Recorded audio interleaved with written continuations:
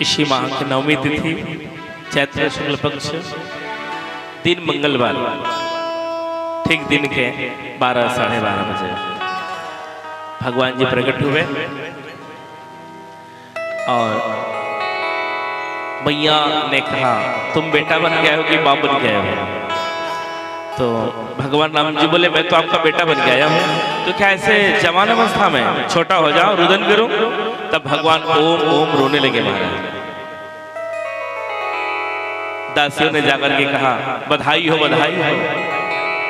दशरथ जी पुत्र जन्म सुनते ही ब्रह्मानंद में लीन हो गए कि गए सुता सुमित्रा दो सुंदर सुत जन्मत भयवो। राजा महाराजा बधाई हो बधाई हो बधाई हो। अभी दोनों हाथ उठाइए, आज उपास थोड़ी है। दोनों हाथ उठा के बधाई बोलिए। बधाई हो बधाई हो बधाई हो बधाई हो बधाई हो बधाई हो। ये कथा YouTube के माध्यम से लाइव कथा जारी है, आप सभी को देख रहे हैं। कल हमारी ओर से फोन आया था, तो खूब आप आनंद लीजिएगा कथा। बोलो भागवत महापुराण की जय। पुत्र जन्म सुनिकाना मानव ब्रह्मानंद समान परम प्रेम मन पुलक शरीरा चाहत उठन करत मति धीरा। ब्रह्मानंद में लीन हो गए, अपने आप को संभालने लगे राजा महाराज। और भाट लोगों को उन्होंने कहा जाओ जाओ आज से राजा संतनवान हो गए हैं, मैं संतनवान हो गया, सबको कह देना। और भाट लोग ने जाकर के विरदावली गाने लगे महाराज अयोध्या में जाकर के सुनो सुनो सब चलो राजा जी के ये महल में सुंदर पुत्र हुआ 4 साल अल्लाह सब चलिए सब चलिए। स्वर्ग से सभी देवता भी देख रहे हैं, देवा भी देख रही हैं, पुष्प की वर्षा भी हो रही है। सूर्य भगवान रथ को अपनी जगह पर खड़े हैं महाराज। साधु टोली महात्माओं की टोली सब अलग अलग ब्राह्मणों की टोली सब अलग अलग टोली आ रही है महाराज बधाई लेने के लिए। बाबा भोलेनाथ भी एक साधु के वेश में बाबा जी का पदार्पण हुआ। आइए हम जयपुर को अयोध्या धाम बनाए और जिस दिन हम आपके जयपुर में प्रवेश किया उस दिन आपका नगर अयोध्या धाम ही जैसे लग रहा था, जहां से हम पार होके जाते थे, जहां रामायण कथा हो रही थी। बोलो अयोध्या धाम की जय, जयपुर नगर की जय। बधाई हो बधाई हो बधाई हो। प्रगटे हैं चारों भैया प्रगटे हैं चारों भैया अवध में बाजे बधैया। प्रगटे हैं चारों भैया अवध में बाजे बधैया। बाजे बधैया जी बाजे बधैया बाजे बधैया जी बाजे बधैया। बाजे बधैया जी बाजे बधैया। बाजे बधैया जी बाजे बधैया। बधाई हो अवध में बाजे बधैया। प्रगटे हैं चारों भैया अवध में बाजे बधैया। सभी मृदंग झांझ पखावज सब लेके आ गए और आनंद दे रहे हैं। प्रगटे हैं चारों भैया अवध में बाजे बधैया। प्रगटे हैं चारों भैया अवध में बाजे बधैया। बाजे बधैया जी बाजे बधैया। बाजे बधैया जी बाजे बधैया। बाजे बधैया जी बाजे बधैया। बाजे बधैया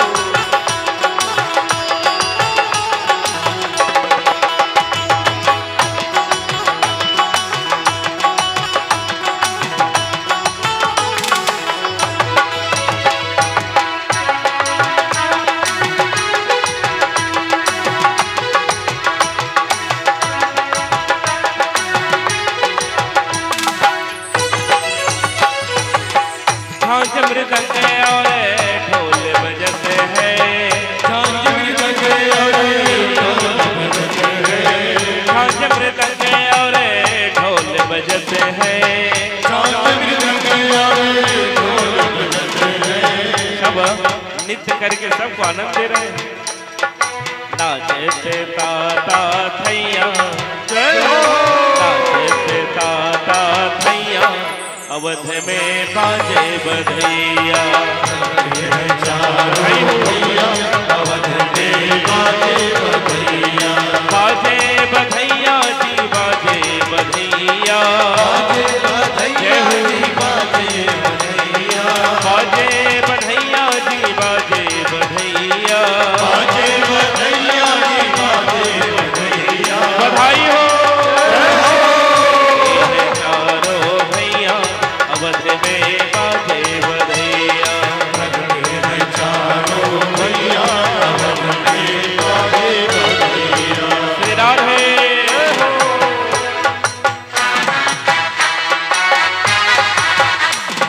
हरि बोल।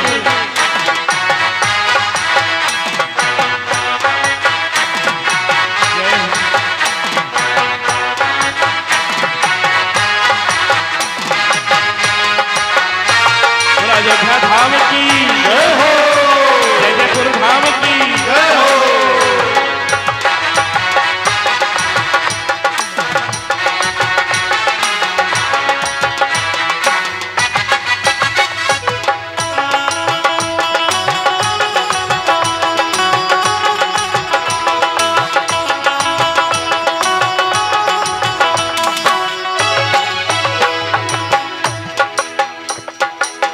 कौन लुटावे हीरा मोती, कौन लुटावे हीरा मोती। कौन लुटावे हीरा मोती, कौन लुटावे हीरा मोती। राजा लुटाए रुपैया, जय हो राजा लुटाए रुपैया, अवध में बाजे बधैया। चारों भैया अवध में बाजे बधैया। रंगे हैं चारों भैया, अवध में बाजे बधैया। गाइए चारों भैया अवध में बाजे बधैया। बाजे बधैया जी बाजे बधैया, बाजे बधैया जी बाजे बधैया। बाजे बधैया जी बाजे बधैया। बाजे बधैया जी बाजे बधैया। बधाई हो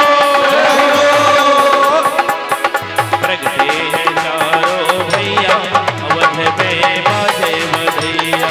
करते हैं चारों भैया अवध में बाजे बधैया। अवध में बाजे बधैया, अवध में बाजे बधैया।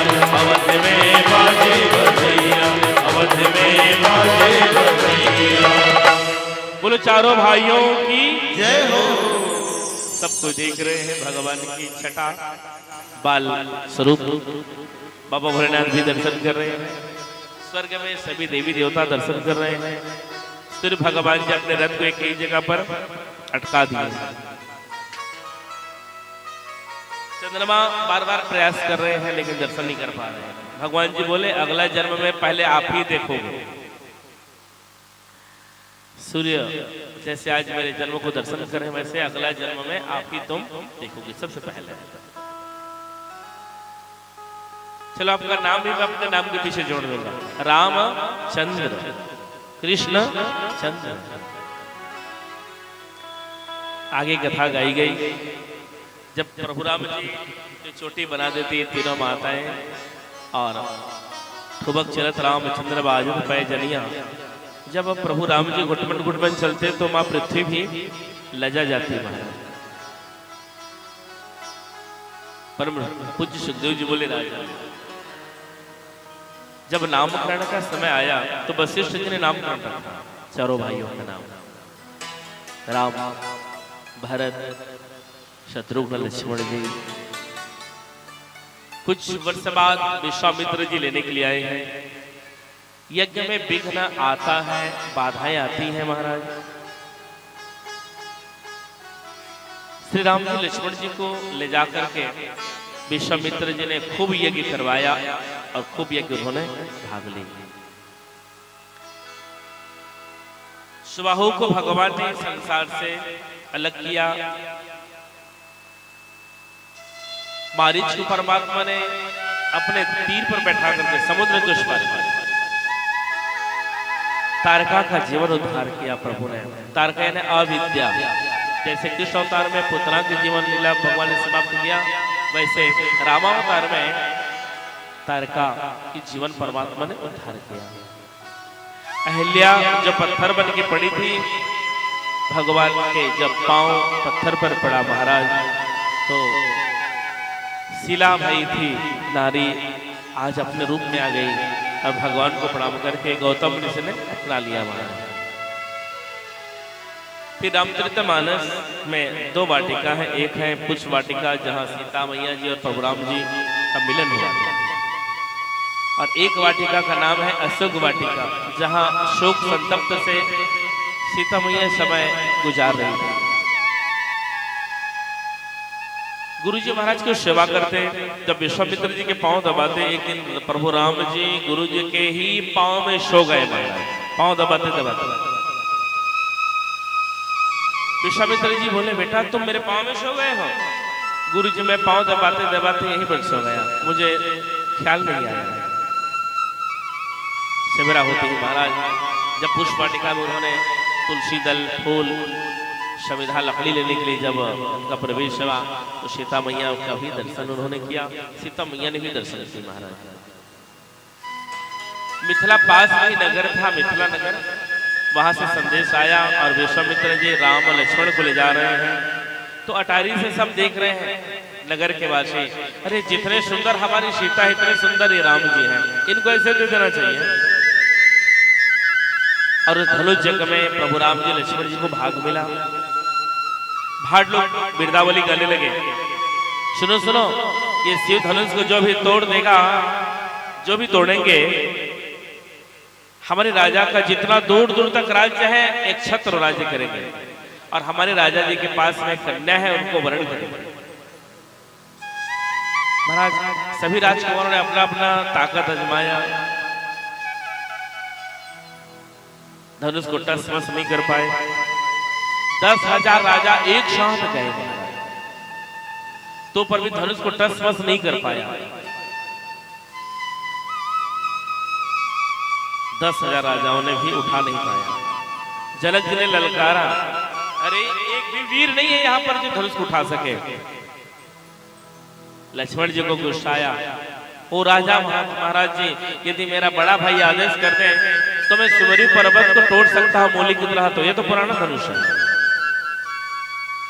फिर गुरु जी ने आदेश दिया, जाओ बेटा अपना काम करो।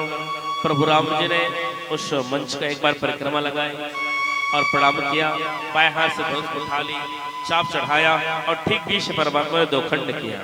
बोलो श्यावर रामचंद्र की जय। सब देखते रह गए महाराज, सब देखते रह गए। लेकिन जैसे धनुष टूटा, चारों तरफ हाहाकार मच गया। ये ध्वनि परशुराम के कान तक गई। जब यहाँ पर वरमाला जयमाला का कार्यक्रम हुआ, परशुराम जी का आगमन हुआ, परशुराम जी बोले, जनक इतने भीड़ क्यों लगी यहाँ पर, और ये धनुष को किसने तोड़ा? मेरे फरसा के बारे में नहीं जानता। लक्ष्मण जी बोले, अरे ये धनुष क्या चीज है? जब धनुष नहीं टूट रहा था तो जनक के मन में दुख हुआ, और टूट गया तो परशुराम जी के मन में दुख हुआ। है तो क्या धनुष, क्या चीज है ये? लक्ष्मण जी बोले, ओ महात्मा जी, धनुष में इतना ही प्रेम है ना, तो जाओ कारीगर से जुड़वा देना, धनुष को ले जाओ। परशुराम जी बोले, जनक बताओ, ये छोरा को बताओ, ये किसका छोरा है? मेरे बारे में नहीं जानता, मेरे फरसा के बारे में बताओ। लक्ष्मण जी बोले, वैसे तो आप मुझे लग रहे हैं फरसा बेचने वाले आए हैं। बोलो वृंदावन बिहारी लाल। बार बार फरसा और धनुष को दिखा रहे हैं, जैसे दुकानदार बार बार सामान को दिखाता है। आप साड़ी शोरूम में जाओगे, गाड़ी शोरूम में जाओगे, कहीं भी दुकान में जाओगे, तो दुकानदार बार बार उस सामान को बताता है, बताते हैं ना दुकानदार, लेकिन उसको बताने में अच्छा लगता है, सबको एकत्रित करके फिर यथावत जगह में रख देते हैं। तो लक्ष्मण जी बोले, ऐसे लग रहा है कि तुम फरसा बेचने वाले कोई आए हो, धनुष बेचने वाले। लक्ष्मण जी और परशुराम जी का बहुत बड़ा संवाद है। फिर राम जी ने कहा कि धनुष को तोड़ने वाला आपका कोई दासी होगा। सागर है श्री राम जी तो नदी है परशुराम जी। जैसे नदी सागर में जाके मिल जाती है वैसे परशुराम भी राम हृदय में मिल गए महाराज। जय जय श्री राधे, जय जय श्री राधे, जय जय श्री राम। परशुराम जी ने अपना धनुष लिया, प्रभु राम जी ने प्रत्यंजा चढ़ा करके आकाश को उन्होंने बाण चला दी। बोलो सच्चिदानंद भगवान की जय हो। परशुराम जी को भरोसा हुआ कि मेरे धनुष को चलाने वाले किसी में सामर्थ्य नहीं है, ये मेरे से भी ऊपर पद के हैं, ये नारायण है। आज मानव रूप में आए हैं। विप्रधेन सुर संहिता लीन मनुज अवतार, निज इच्छा निर्मित तनु माया गुण गोपाल। ये सभी भक्तों की रक्षा करने के लिए भगवान के अवतार है। आज परशुराम जी ने भी जान लिया। दशरथ जी बराती लेकर के आए महाराज। एक दुल्हन के लिए बराती आई थी लेकिन गई 4-4 दुल्हन। श्री उनके भाई के साथ और उनकी बेटी के साथ विवाह हुआ।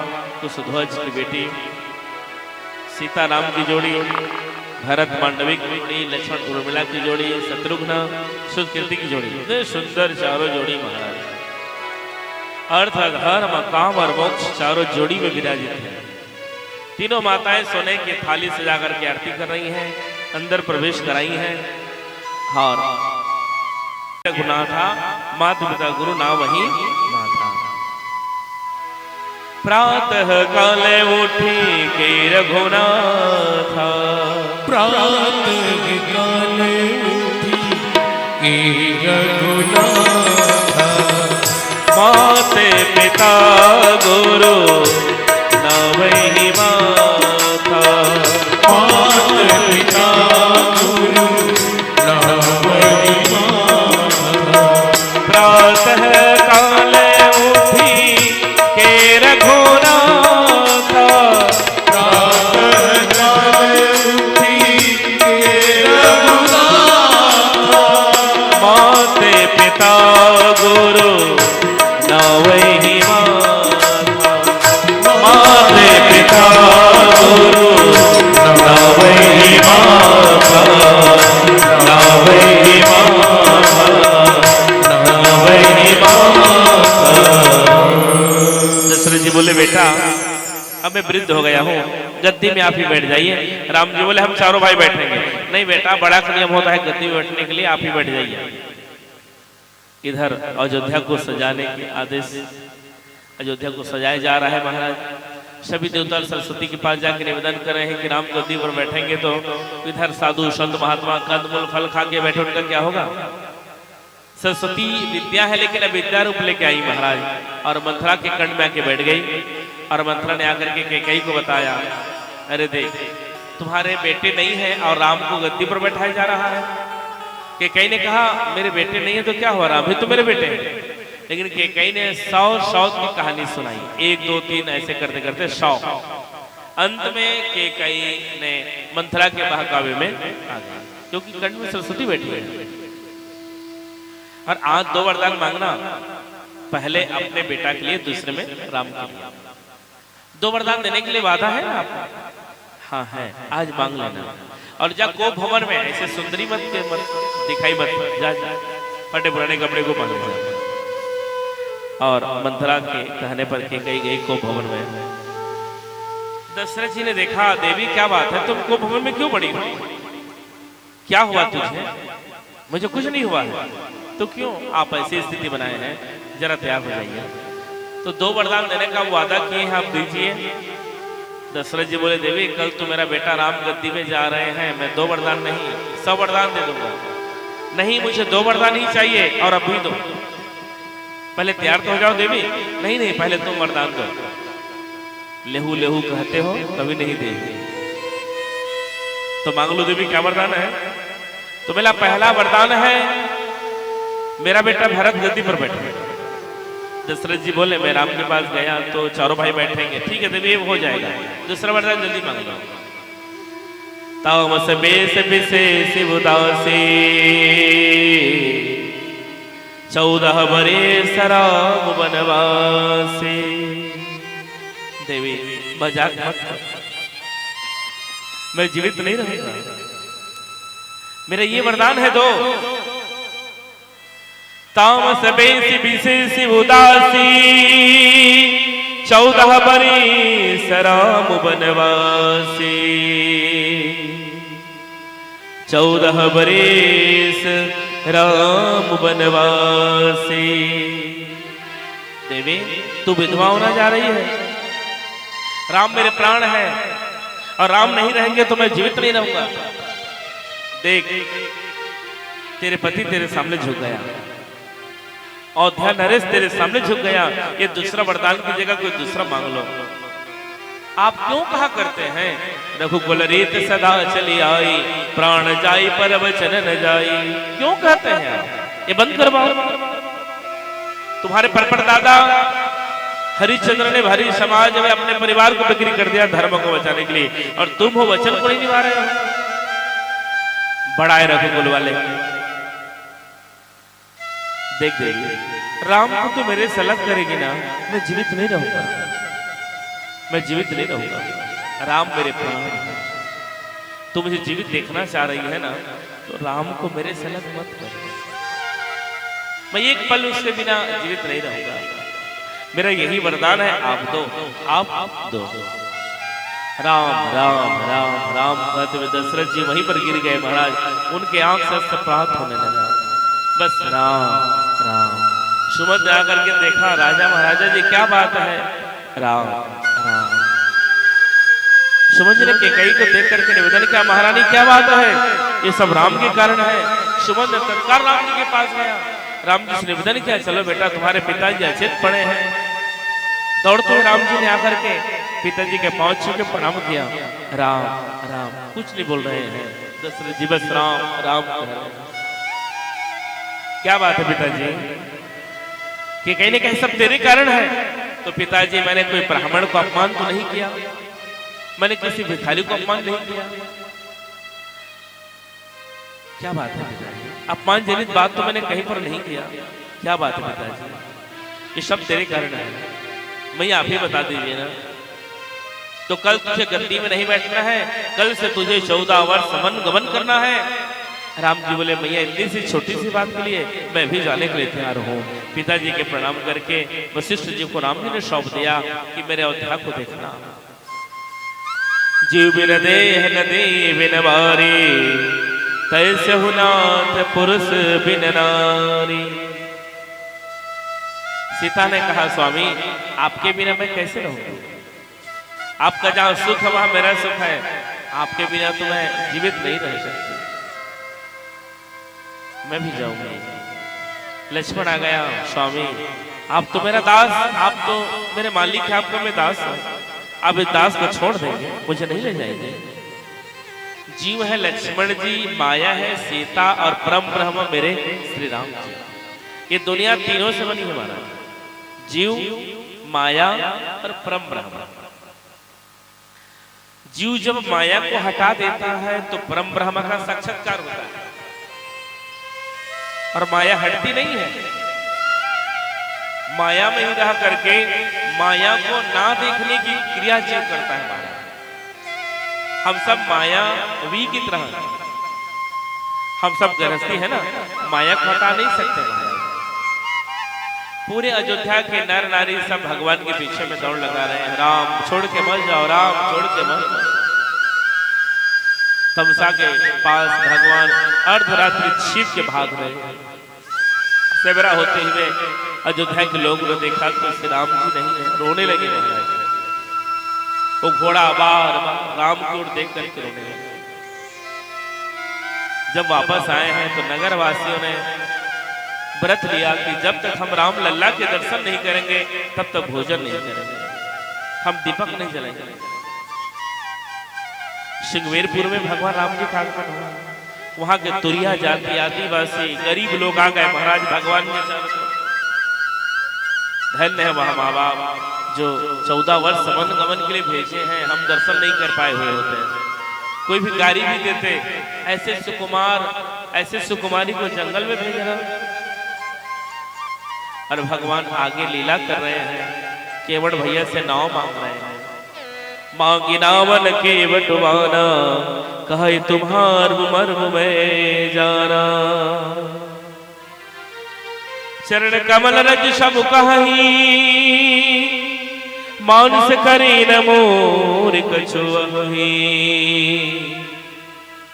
हम संसार के लोग भगवान से मांगते हैं महाराज, तो आज भगवान श्री राम जी केवट से मांग रहे हैं। ओ भैया, केवट भैया जल्दी लाओ लाओ।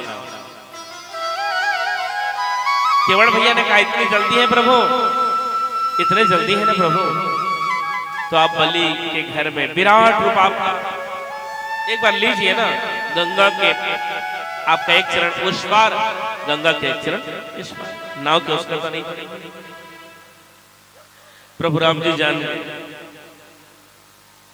कि ये जन्म जन्मांतर से इंतजार कर रहे हैं मुझे पाने के लिए। जाओ भैया जाओ, जल्दी करो। केवट भैया ने पूरे परिवार सहित आया महाराज, सबको लेकर के आया। आप देखिए, जिस जीव के सदगति के लिए वार्षिक श्राद्ध में, मनहरन चंद्रा के वार्षिक श्राद्ध में कथा गाई जा रही है, कितने जीव यहाँ बैठे हैं। भक्ति अकेला नहीं करना चाहिए, भक्ति सब मिलकर करना चाहिए। पूरे आपके ग्रामवासी आसपास सब बैठ के हम भक्ति में आनंद ले रहे हैं। तो जैसे एकत्रित हम जब भक्ति करेंगे तो भक्ति वहां प्रकट होती है। बोलो भक्ति मैया की, और वो भक्ति टिकती है अपने हृदय में। केवट भैया ने पांव पखारा, अपना सातकुल उद्धार किया महाराज, और प्रार्थना कर रहे हैं, हे गंगा मैया आप धीरे बहिएगा, क्योंकि मेरे नाव में श्री राम जी और लक्ष्मण सीता मैया है। मेरी नैया में लक्ष्मण राम, ओ गंगा मैया धीरे बहो। मेरी नैया में लक्ष्मण राम, ओ गंगा मैया धीरे बहो। मेरी नैया में लक्ष्मण राम, ओ गंगा मैया धीरे बहो। मेरी नैया में लक्ष्मण राम, ओ गंगा मैया धीरे बहो। धीरे बहो,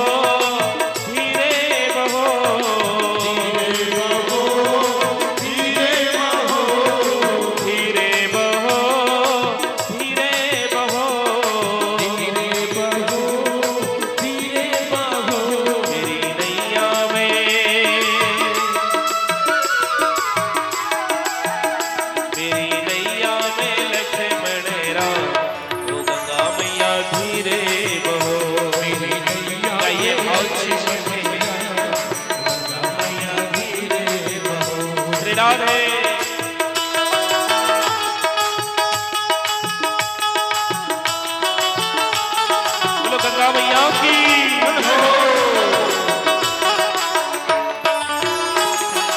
हरि बोल।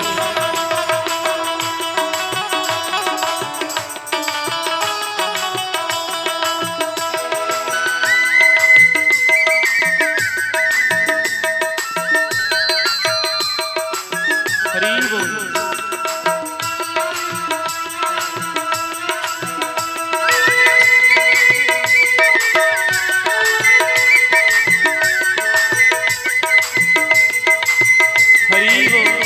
बोलो गंगा मैया की।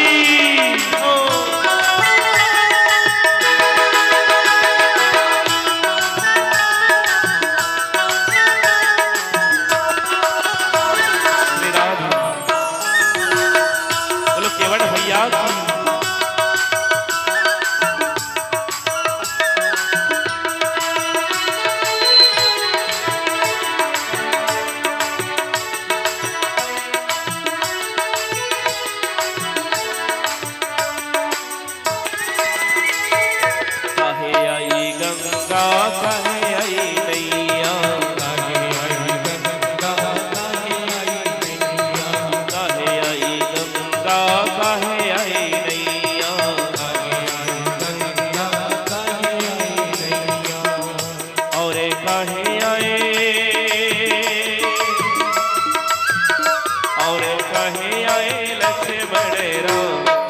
गंगा मैया धीरे बहो।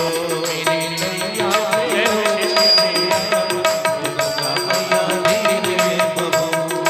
धीरे बहो, धीरे बहो,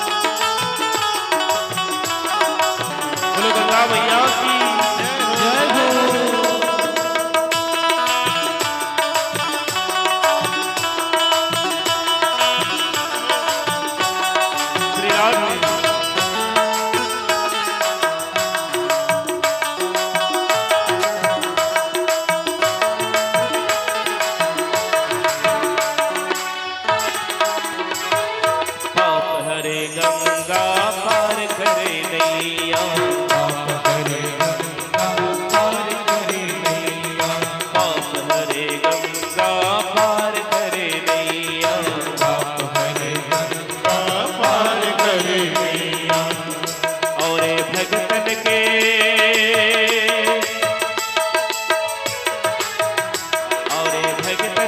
लक्ष्मण राम, ओ गंगा मैया धीरे बहो। मेरी नैया लक्ष्मण राम, गंगा मैया धीरे बहो, धीरे बहो, धीरे बहो, धीरे बहो, धीरे बहो, धीरे बहो, धीरे बहो, धीरे बहो, धीरे बहो, मेरी नैया में लक्ष्मण राम, ओ गंगा मैया धीरे बहो। मेरी नैया जय हो गंगा मैया धीरे बहो, ओ गंगा मैया धीरे बहो, ओ गंगा मैया धीरे बहो, ओ गंगा मैया धीरे बहो, ओ गंगा मैया धीरे बहो। मैया धीरे बहो। बोलो गंगा मैया की। भगवान राम जी को देने जा रहे थे, केवट भैया ने नहीं लिया। जब आप वापस आएंगे प्रभु, जो कुछ आप देंगे मैं शीश में धर लूंगा, लेकिन आज नहीं। सुमन को वापस किया गया। राम राम कहते हुए खबर जानकारी मिलते ही दशरथ जी अपना लोक सुधार गए। भरत जी ने आया महाराज और मंथरा के कुबर में लात मारी। पिताजी के शरीर को दाह संस्कार कराया गया। वशिष्ठ जी ने समझाया, सुनो भारत भावी प्रबल विलय की कहे मुनिनाथ, हान लाहो जेनो मनु जस जसु विधि हान। ध्यान दीजिएगा, हानि हो जाना, लाभ हो जाना, जस, अपयश, मृत्यु, जन्म, ये 6 कर्म हमारे हाथ में नहीं है, भावी प्रबल है, ये विधाता के द्वारा होता है। कभी हमारे हाथ से हानि हो जाती है, कभी लाभ हो जाता है। हमारा अब जन्म हुआ है, एक दिन हम यहाँ से चले जाएं, मृत्यु भी होगी, ये भावी प्रबल है और होनहार है, ये होकर के रहेगा। आपके पिताजी के निमित्त में आप शोक मत करिए, ऐसे उन्होंने समझाया। भरत जी राम जी के पास जाके निवेदन कर रहे हैं, तीनों माताओं को ले जाकर के कि आप वापस आ जाइए। राम जी बोले, मैं पिताजी के आदेश का पालन कर रहा हूँ, आप भी मेरे पिताजी के आदेश का पालन करिए। भरत जी बोले, आपको चिन्ह दीजिए। तो राम जी ने अपना खड़ा उतार करके दे दिया और वहीं भरत जी ने खड़ाओं को अयोध्या धाम में राजगद्दी पर खड़ों को बैठाया गया और भरत जी नंदी ग्राम में जमीन को गड्ढा करके, एकदम गड्ढा कर करके रहने लगे, कुछ बिछा करके, क्योंकि मेरे बड़े भैया राम जी सोएंगे जमीन में और मैं भी जमीन में सोऊं तो दोनों बराबर हो जाएंगे, इससे अच्छा मैं गड्ढा में रहूं। ये भक्ति भरत है। समस्त संसार के लोग हम राम जी को भजते हैं महाराज, तो श्री राम जी भरत को भजते हैं। बोलो भरत प्रिय रामचंद्र भगवान की जय। जय जय श्री राधे, जय जय श्री राधे, जय जय श्री राधे। इधर प्रभु राम जी अत्रि जी के आश्रम में प्रभु का आगमन हुआ और अत्रि जी अनसुईया इनकी पत्नी ने श्री सीता मैया को समझाई, धीरज धरो मित्र और नारी आफतकाल परखिया चारी। हम स्त्री जातियों की गहने हैं हमारे पति और हमारी लज्जा, और हम सबका परीक्षा, स्त्री जाति का परीक्षा होता है। हमारे पति जैसे भी हो वो अच्छे होते हैं। दिव्य वसन, उनको दिव्य गहने दे करके मैया ने विदा किया। राम जी बोले, मैं कहाँ जाऊं? अत्रि जी बोले, आप कहाँ नहीं है प्रभु। यहीं पर प्रभु राम जी ने लीला आरंभ किया और महाराज पंचवटी में रहने लगे। माया की सीता भगवान ने यहाँ पर उपस्थित किया। शूर्पणखाई तो सम पुरुष नमो सम नारी, अपने बात में फंस गई। विवाहिता को क्या कहते हैं? नारी, और अविवाहित को कुमारी। तो उन्होंने कहा तो सम पुरुष नमो सम नारी।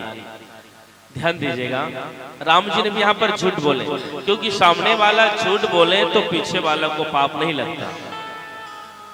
राम जी ने कहा, देवी वो बगल में बैठे हैं ना, वो अविवाहित है, उनके पास जाओ।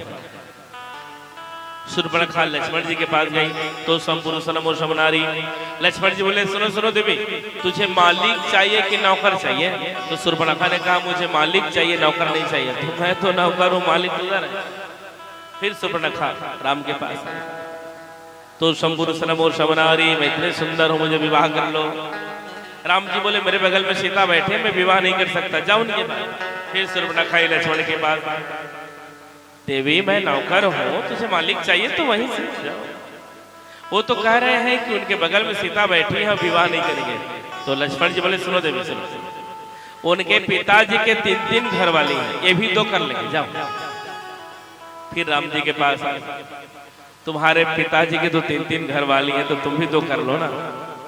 प्रभु राम जी बोले मैया मैं 2 नहीं कर सकता, बोलो वृंदावन बिहारी लाल की जय। इसी क्रम को तो काटने के लिए मैं आया हूं। और जब लक्ष्मण श्री राम के पास गई, शूर्पणखा अपने रूप में आ गई। महाराज व्यक्ति क्रोध में ही अपने रूप में आता है, ध्यान दीजिएगा। सभी व्यक्ति का एक अलग चेहरा है, एक अलग रूप है। दिखने में तो सब भोले भाले दिखते हैं, लेकिन जब क्रोध आएगा तो पता चलेगा कि उसका रूप कैसा है। बोलो वृंदावन बिहारी लाल की। भयंकर रूप शूर्पणखा, बाल छोटे हो गए और नाखून उनका बड़ा बड़ा हुआ। भगवान राम जी बोले देखो ये राक्षसी है, हमें माया फैला रही थी। इनके ये लोग काट दो और परलोक काट दो। ये लोग नाक काटने से लोग कट जाता है और कान काटने से परलोक बिगड़ जाता है। नाक कान कटा के खरदूषण के पास गई, खरदूषण ने सब मारे गए। भगवान राम जितने सुंदर थे, खरदूषण इनके रूप को देख करके मोहित हो गए, महाराज सब मारे गए, 14,000 इनके शरीर। फिर रावण के पास जाके गुहार लगाने लगे, अपने आप को बड़ा तो शक्तिशाली मानता है, देख मेरी हालत। रावण ने कहा अरे तुम्हारे भाई कहाँ गए? खरदूषण सब मारे गए उनके हाथों से, जो मेरे नाक कान को काट। रावण उसी समय जान गया कि ये साधारण मानव नहीं है, खरदूषण को मारने वाले कोई साधारण नहीं है। लेकिन इस तामसी शरीर में मैं भजन करूं तो मेरा ही कल्याण होगा। इससे अच्छा कि मैं भगवान से शत्रुता कर लूं तो मेरे परिवार पूरे इनके बाणों से उद्धार हो जाएंगे। बोलो वृंदावन बिहारी लाल जय। और मारीच के सामने जाकर के निवेदन किया, मैं मार दूंगा तुम नहीं जाओगे। तो मारीच ने विचार किया इससे अच्छा इनके हाथों से मरना राम के हाथों से मरना उचित है। महाराज हमारे सामने में कौन कलाकार थे, उनको शक्कर की बीमारी, डॉक्टर मना करते थे शक्कर नहीं खाना चाहिए, तो हमारे कलाकार कहा करते थे महाराज कड़वा खा के मरने के अच्छा तो मीठा खा के मर, यही ठीक है। बोलो वृंदावन बिहारी लाल, मरना ही है तो कड़वा खा के क्यों मरे, मीठा खा के मरे। मारीच का ये व्यवहार, मृगावन के मारीच जंगल में घूमने लगे। सीता ने मृगा को प्रेम किया, राम जी पीछे दौड़ लगाए। जब बाण चला महाराज, मृगा ने लक्ष्मण कहा, सीता ने लक्ष्मण को भेज दी और लक्ष्मण ने जाकर के देखा तो वहां पर कुछ नहीं। राम जी और लक्ष्मण जी जैसे अपने पचपटी में आए हैं तो रावण साधु बन के सीता को हरण करके लंकेश लंका में उपस्थित हुए। महाराज यहाँ पर प्रभु राम जी ने विरल भक्ति गिद्ध को, एक पंछी ने काम आया, एक अबला की इज्जत को बचाने के लिए रावण ने उनके पंख काट दिया, लड़खड़ा के गिर गए। प्रभु राम जी ने देखा उनके हालत, उनके अवस्था को, आंख उनके सजल हो गए, आंसू को परमात्मा पी गए। महाराज आंसू बहने नहीं दिया, क्योंकि उनके शरीर में घाव थे और आंसू गर्म होते हैं, खारा होते हैं, घाव में आंसू पड़ने पर कष्ट मिलेगा, इसलिए परमात्मा ने आंसू को पान कर दिया। विरल भक्ति देने के बाद में सबरी के आश्रम में प्रभु का आगमन हुआ और सबरी को परमात्मा ने सुंदरी कहा, क्योंकि इनके विवाह में इतने हत्याएं होती, इसलिए सबरी ने अपने घर को छोड़ के मातंग आश्रम में चली गई। हे राजा, आज नवदा भक्ति सबरी मैया को परमात्मा ने दी और ऋषमुख पर्वत को इशारा किया। आज वीर हनुमत लाल जी और राम जी का मुलाकात हुई। बोलो वीर हनुमान जी महाराज की जय। हनुमत लाल जी ने सुग्रीव और राम जी का मित्रता किया, दोनों के एक ही जगह, एक ही जैसे दुख है। महाराज बाली उधर इनके पत्नी को अपने पास रखा। इधर राम जी पत्नी के वियोग में भटक रहे, दोनों राज्य से अलग अलग। फिर मित्रता हुआ और बाली को परमात्मा ने सनाथ किया। जन्म जन्म मुनि जतन कराही, अंत राम कहीं आवत नाही। हे प्रभु में तो सनाथ हो गया, प्रभु में सनाथ हो गया। और हनुमत लाल जी लंका पर चढ़ाई किया। हनुमंत जी जामन के वचन सुहाए, सुनि हनुमंत हृदय तिभाए। कभी बूढ़े बुजुर्गों की बात को मान लेना महाराज, आपका अपना ही कल्याण होगा। हनुमत लाल जी कभी चिड़चिड़ होने वाले नहीं, अजर अमर है वो, लेकिन जामवंत के बात को मान रहे हैं। बूढ़े बुजुर्गों की बात को आप मानेंगे तो आपका ही कल्याण होगा। एक राजा जी एक राजकुमारी से विवाह करना चाहा, बारात लेके प्रस्थान किया महाराज। तो राजकुमारी के पिताजी ने कहा एक संदेश भेज करके कि मेरी नगर के बगल में नदी बह रही है, उस नदी के पानी की जगह पर दूध बहा दे तो मैं अपनी बेटी देने के लिए तैयार हूँ। अब राजकुमार को ये जानकारी मिली तो राजकुमार ने कहा चलो बाराती वापस ले चले। क्यों भाई? अरे हम तो नदी में दूध बहा ही नहीं सकेंगे, इससे अच्छा कि बाराती वापस कर ले। तो वहां पर एक बूढ़े बुजुर्ग थे, बेटा बाराती बन के आए, हम क्यों वापस जाएंगे? तो हमारे ससुर होने वाले थे, उनका आदेश है कि नदी जो बह रही है पानी की जगह में आप दूध बहा दो। तो बूढ़े बुजुर्गों ने कहा बेटा तुम भी संदेश दे दो कि पहले राजा जी नदी को बंद कर दे फिर हम दूध बहाएंगे। बोलो वृंदावन हरि लाल जय हो। राजकुमार ने संदेश दिया।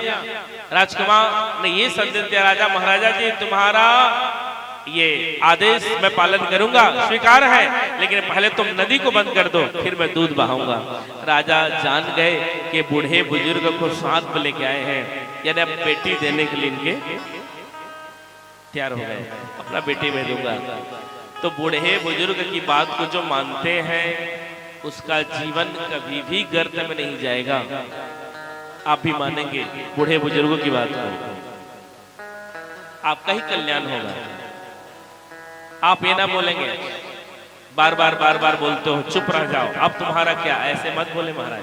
बूढ़े बुजुर्ग माता पिता को बहुत तकलीफ होती है, कभी भी बूढ़े बुजुर्गों के दिल को ना दुखाएं, उनके बात को माने, उनको इस बात को सम्मान माने। हनुमत लाल जी ने लंका में प्रवेश किया और शांति की खोज। बोलो सीता मैया की जय। मां सीता के उन्होंने दर्शन किया महाराज, और वापस आकर के कुछ दिन बाद विभीषण भी वापस आए राम जी के पास। समुद्र मंथन की तैयारी, समुद्र सेतु की तैयारी, सेतु पुल निर्माण हुआ। अंगद को शांति दूत बना करके भेजा गया। बार बार समझाने के बाद भी जो ना समझे यही ना समझ है। फिर लंका पर चढ़ाई। रावण के 72 करोड़ नारंतक इनके बेटे थे, सबकी जीवन लीला परमात्मा ने समाप्त किया। कुंभकर्ण की जीवन लीला परमात्मा ने समाप्त किया। अंत में रावण के नाभि में परमात्मा ने बाण चलाई और अमृत को शोक लिया। जैसे रावण धरती में पड़ा, राम कहते हुए और उसका तिलांजलि आदि आदि कर्म हुआ मंदोदरी को समझाने के बाद। और महाराज वहां की राज्य गद्दी पर विभीषण को बैठाया गया और सीता मैया को अग्नि में प्रवेश करा करके शुद्ध सीता को विमान में बैठाया और शुद्ध सीता को विमान में बैठा करके जहां जहां युद्ध स्थल था वहां दर्शन कराते हुए सबसे पहले भरत जी के आश्रम में भगवान का आगमन हुआ। भरत राम जी का मिलन, वहां से अपने पूरे टोली को ले जा करके भगवान आज अयोध्या में प्रवेश करने जा रहे हैं। और जिस दिन भगवान राम जी का अयोध्या में प्रवेश हुआ उसी दिन दीपावली मनाई गई। बोलो दीपावली मैया की जय हो। सब आनंद हो गए महाराज, हमारे राम लल्ला आ रहे हैं, राम लल्ला आ रहे हैं, एकदम गदगद हो गए। अपने अपने घरों में इतने दीपक जलाए, 365 गुड़ी 14 करिए, इतने दीपक अपने घर में जलाना चाहिए जो व्रत लेकर के बैठे थे महाराज। और सबको परमात्मा श्री राम जी ने सुख पहुंचाया। सीता को सौंप करके लव को इनके परिवार में आगे बढ़ाए महाराज। 13,000 वर्ष राम जी ने राज्य किया। और इस लोक में, इस धरती में, इस धराधाम में यदि कोई भगवान भी मानव रूप में आएंगे तो उसको यहाँ से जाना पड़ेगा। बस इतना अंतर है, हम मानव की मृत्यु होगी और भगवान की मृत्यु नहीं होगी। उसका शरीर यहाँ से जाएंगे। बोलो श्याम रामचंद्र की जय। ये पूरी राम कथा गाई गई, हम भी संक्षिप्त गाए हैं। आइए अब हम सब कृष्ण की कथा में प्रवेश करें। हमारे पास 15 मिनट है, प्रयास करेंगे 15 मिनट पूरे भगवान के पास पहुंच जाएंगे। फिर आरती होगी, आरती लेके सभी जाएंगे। बोलो भागवत महापुराण की जय। नारायण के नाभीश कमल से ब्रह्मा जी प्रकट हुए। ब्रह्मा जी के आंख से अत्रि जी, और अत्रि जी के पुत्र का नाम है चंद्र, चंद्र के पुत्र का नाम है बुद्ध, पुरुरवा, इला। इसी में 6 बेटे हुए महाराज। कुल में यदु जी के कुल में भगवान कृष्ण जी का अवतार हुआ। यहाँ पर 5 वंश की कथा गाई गई है। ऋक्ष वंश, कुरुवंश, जानुवंश, भोजवंश और यदुवंश। बड़े बड़े महारथी हुए यदुवंश में, कुरुवंश में देवक जी और उग्रसेन बाबा जी। उग्रसेन के 9 बेटा, सबसे बड़ा बेटा का नाम है कंस, और इनके 5 बहनें वसुदेव जी के भाई के साथ ब्याही गई थी, जो विदर्भ देश में रहते थे महाराज। और देवक की 7 बेटी, सबसे छोटी बेटी के नाम है देवकी, जो वसुदेव जी के साथ ब्याही गई। जब सारथी विवाह हो जाने के बाद में, विवाह कार्यक्रम संपादित हो जाने के बाद में, कंस छोड़ने के लिए अपने बहन को विदर्भ देश जा रहे हैं।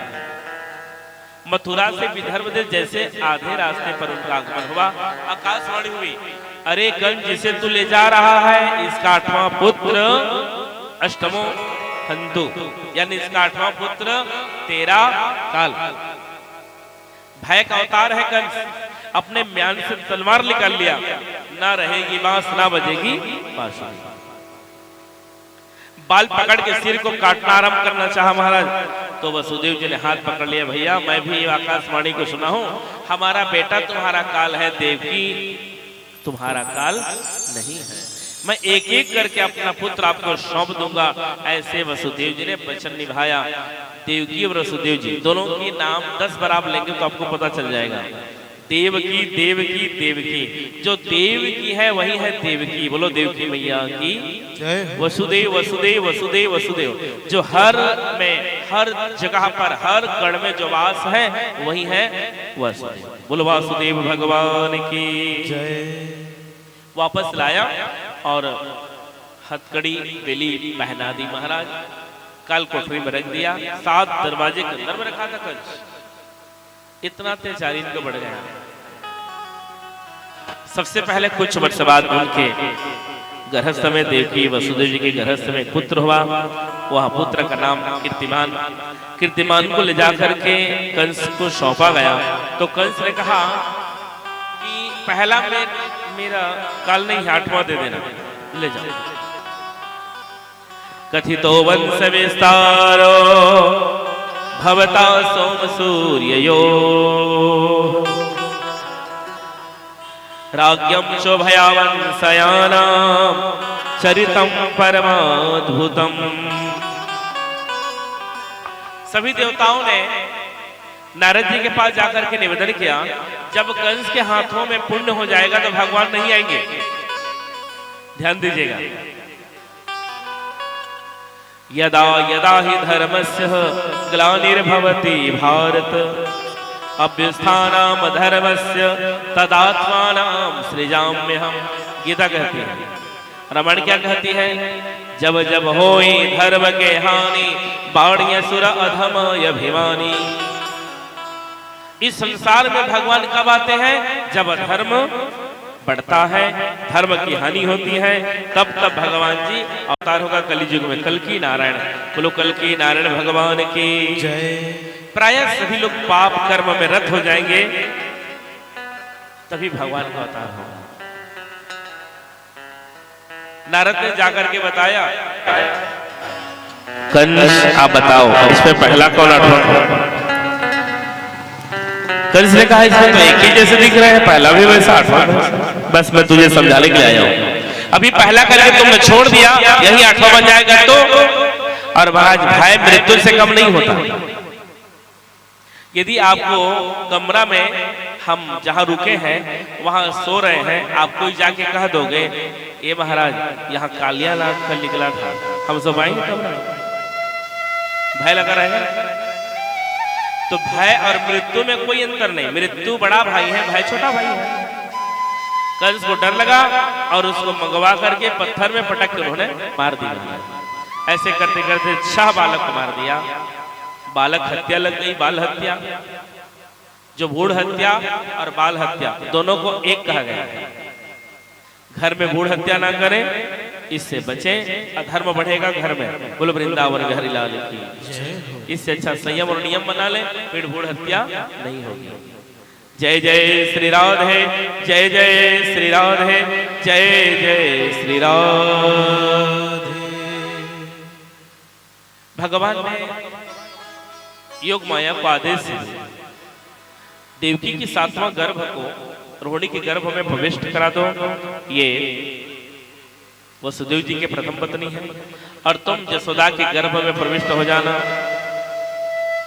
तो मैं 8वां पुत्र बन के आऊंगा। आज भगवान कारागृह में दर्शन दे रहे हैं। श्री कृष्ण जी देवकी और वसुदेव जी हाथ जोड़ के प्रार्थना कर रहे हैं। आप ही दोनों हाथ जोड़ लीजिए। वासुदेव गृहे साक्षात् भगवान पुरुषः परः, जानी सते त्वस्य प्रार्थये संभवन्तो सुरस्त्रियः। हे प्रभु, अपना रूप छोटा कर लीजिए। देवकी ने कहा, मेरा बड़ा भाई जान जाएगा, तुझे मार देगा। भगवान कृष्ण जी बोले, मैया मैं आपके पुत्र बन के आऊंगा और उस दुष्ट की जीवन लीला समाप्त करूंगा। भगवान अजन्मा है। देवकी मैया गर्भवास, गर्भावस्था में भगवान का गर्भ में वास हुआ और पुत्र जन्म के समय को नहीं जान पाया महाराज। उधर बलराम जी प्रकट हुए और भादो माह कृष्ण पक्ष, भादो कृष्ण अष्टमी अर्धरात्रि मनवान, शुभ नक्षत्र सुयोग गति, प्रकट हुए भगवान, प्रकट हुए भगवान, प्रकट हुए भगवान। बोलो बाल कृष्ण भगवान की जय हो। बादल गरज रहा था, बिजली चमक रही थी। वसुदेव जी ने लल्ला को एक सूप पर उठा करके जैसे मस्तक में रखा, सभी बेली हथकड़ी सब खुल गए, दरवाजा खुल गया, पहरेदार सब सो गए। धीरे धीरे धीरे धीरे आगे बढ़ने लगे वसुदेव जी महाराज। और जमुना नदी में बाढ़ आई थी महाराज। जमुना नदी इंतजार कर रही थी, मेरे पति का मैं कब दर्शन करूं। जैसे जमुना नदी में वसुदेव जी ने प्रवेश किया, घुटने तक जल, कटी तक जल, सीने तक जल, मुख तक जल। इधर शेष भगवान ने रक्षा किया। बोल बलराम जी भगवान की जय हो। भगवान ने बाएं चरण जमुना में दी। जैसे भगवान का बाएं चरण जमुना में पड़ा महाराज, जमुना नदी शांत हो गई। बोलो जमुना मैया की जय हो। नंद जी ने जैसे गोकुल में प्रवेश किया, नदी के इस पार गोकुल है महाराज, इस पार मथुरा, उस पार गोकुल। रात्रिकालीन बलराम जी रोहिणी मैया के बगल में फुदक रहे हैं और जसोदा मैया के बगल में योग माया आया। योग माया को उठा करके श्री वसुदेव जी ने कृष्ण लल्ला को वहीं रख दिया।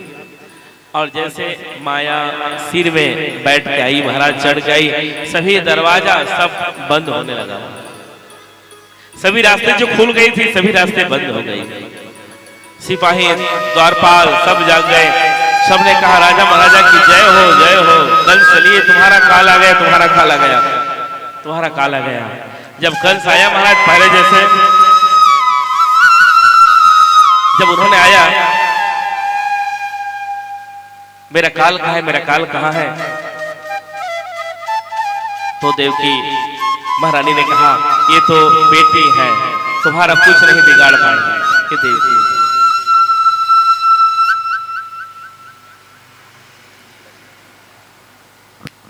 जय जय श्री राधे, जय जय श्री राधे, जय जय श्री राधे। हमारी कथा में आज 3 महाराज जी उपस्थित हैं। हम सब बड़े भागवानी हैं। भगवताचार्य जी का आना, ये बह रही जो गंगा रूपी नदी, इस पर डुबकी लगाने के लिए आ रहे हैं। इनका मतलब ये पवित्र करने के लिए आ रहे हैं। बोलो विप्र देवताओं की जय, आज फिर से हार्दिक हार्दिक अभिनंदन। कंस ने कहा कि भगवान के माया को मैं जानता हूं, बहना तू दे मुझे ये। छीन करके कंस ने लिया महाराज। पहले जैसे पत्थर पर पटकना चाहा, आकाश से उड़ गई, अष्टभुजी कहलाई। बोलो अष्टभुजी भैया की जय। अरे दुष्ट, क्या तुम मुझे मारोगे? तेरा काल तो जन्म ले लिया है। और महाराज विंध्याचल में गई, विंध्येश्वरी कहलाई। बोलो विंध्येश्वरी मैया की जय। कंस ने विदर्भ देश जाने के लिए उनको विदा किया। देखिए वसुदेव जी को। इधर गोकुल में नंदा सुनंदा ने अपने भाइयों के पास जाके क्या कर रही हैं? गौशाला में पड़े हैं, बस उसके मन में ये चल रहा है छोरी होगी कि छोरा होगा, क्या होगा। तो उनकी भाषा है लड़की होगी कि लड़का होगा, जो होगो होगो, छोरी होगो या छोरा होगो। इसी बीच में नंदा जी ने जाकर के बधाई दी। बधाई हो, बधाई हो, बधाई हो। नंदजू ने कहा किस बात की बधाई री बहना? किस बात की बधाई? वही आनंद बरसों से इंतजार था, आनंद घन आ जाए हैं जो बरसों से इंतजार था। अरे बताना बहना, मैं तुझे 1000 की साड़ी दूंगा, चल बोल। अरे भैया लल्ला भयो है, बधाई हो, बधाई हो, बधाई हो। अब महाराज नंद दौड़ लगाने लगे। जैसे अपने कक्ष में प्रवेश किया तो रोहिणी मैया के बगल में बलराम जी फुदक रहे हैं और श्री यशोदा मैया के बगल में श्री कृष्ण जी फुदक रहे हैं। नंद जी ने कहा जाओ जाओ बहना, पूरे गोकुल में सबको ये कहना कि आज मेरे भैया के यहाँ लल्ला भयो है, लल्ला भयो है। तो महाराज नंद और उपनंद जी व्यवस्था में लग गए, गैया मैया को सजाने लगे। नंदात्मज उत्पन्ने जाओ रहला